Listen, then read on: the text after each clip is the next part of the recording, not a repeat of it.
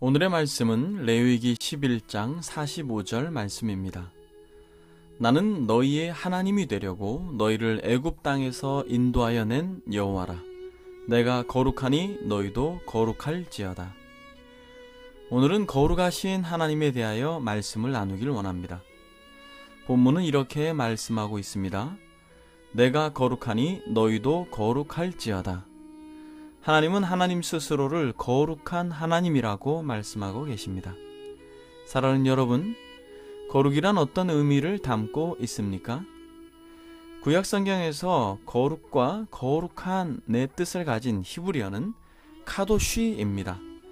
거룩이란 단어는 빛, 구별됨, 순결의 의미를 내포하고 있습니다. 구약의 많은 구절이 하나님의 거룩하심을 빛으로 나타내는 것을 볼 수 있는데, 하나님의 거룩을 빛으로 나타내는 것은 거룩이라고 하는 그 자체가 하나님의 하나님 되심, 즉 피조물과 구별되어지는 하나님 자신의 영광을 뜻한다는 의미입니다. 둘째로 구별됨의 의미입니다. 구별됨의 개념은 하나님께 제사를 드릴 때 헌납되어지는 것에서부터 구별되어진다라는 것입니다. 세속적이고 부정적인 것들로부터 구별된다는 뜻입니다. 셋째로 순결의 의미입니다. 제사장들처럼 하나님의 사역을 위해 부름받은 사람들에게 이 의무를 수행하기 위하여 하나님께서 직책상의 거룩을 주신다는 것을 나타내는 것입니다. 이처럼 구약에서의 거룩은 빛, 구별됨, 순결의 의미가 있습니다. 이 모든 개념들은 하나님과의 관계에서 거룩이 성립되어진다는 것을 나타내 줍니다. 출애굽기 39장 41절에 보면 성소에서 섬기기 위한 정교한 옷, 곧 제사 직분을 행할 때에 입는 제사장 아론의 거룩한 옷과 그의 아들들의 옷이라 라고 말씀하고 있고, 레위기 14장 13절에 보면 그 어린 숫 양은 거룩한 장소 곧 속죄제와 번제물 잡는 곳에서 잡을 것이며, 속건 제물은 속죄제물과 마찬가지로 제사장에게 돌릴지니 이는 지극히 거룩한 것이니라 라고 말씀하고 있습니다. 신약에서의 거룩의 용어는 하기오스입니다. 신약에서의 거룩은 신자의 내면의 모습에서부터 적용되어지는 것입니다. 예수 그리스도께서 영으로 신자들의 내면에 거하셔서 성도는 하나님의 성전이 됨으로 인하여 거룩함이 드러난다는 의미입니다.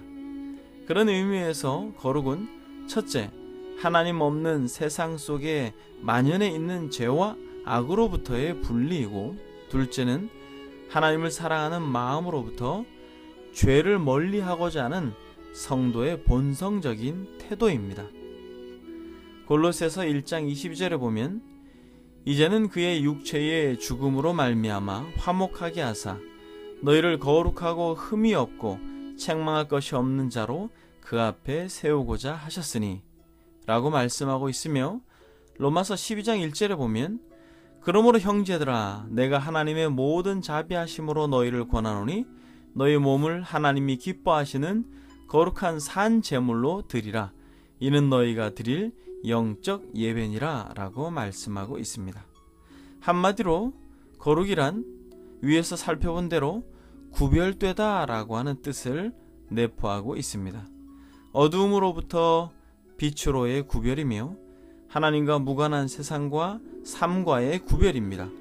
마음속에 그리스도의 영이 있는 인생들은 안과 밖으로 도전하는 죄와의 구별을 거룩이라고 말합니다. 그런 의미에서 거룩은 하나님과의 관계를 떠나서는 표현되어질 수 없는 독특한 의미가 있다는 것입니다. H. 링그렌이란 학자의 말에 의하면 어떤 물건이나 어떤 사람도 그 자체로서 거룩한 것이 아니라 다만 그것이 하나님과 관계되는 경우에 있어서만 거룩하게 된다라고 말합니다. 쉽게 말하면 물건이나 사람이나 장소 그 자체가 거룩해서가 아니라 하나님과 관계를 가질 때 거룩해진다는 것입니다. 이것은 저와 여러분들에게 아주 중요한 한 가지를 강조하고 있습니다. 거룩하신 하나님과 관계하지 않는다면 그것이 거룩한 것처럼 보인다 할지라도 거룩한 것이 아니며, 하나님과의 관계되어지는 것이라면 그것이 세속적으로 보인다 할지라도 거룩한 것이다 라고 말하는 것입니다. 예수님 당시의 종교 지도자들은 거룩한 종교의식을 행하였지만 주님은 이들을 거룩하다고 평가하지 않았습니다.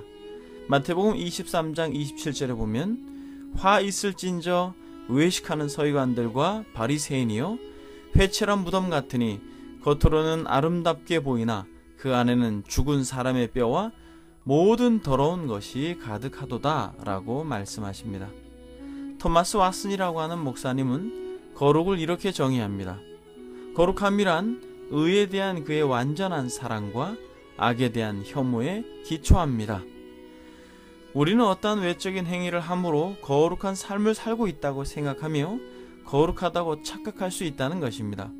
예배를 드리는 행위, 기도를 하는 행위, 봉사와 섬김의 외적인 태도들이 종교적 모양새를 가지고 있다고 해서 우리는 거룩한 의무를 이행한다고 착각할 수 있다는 것입니다.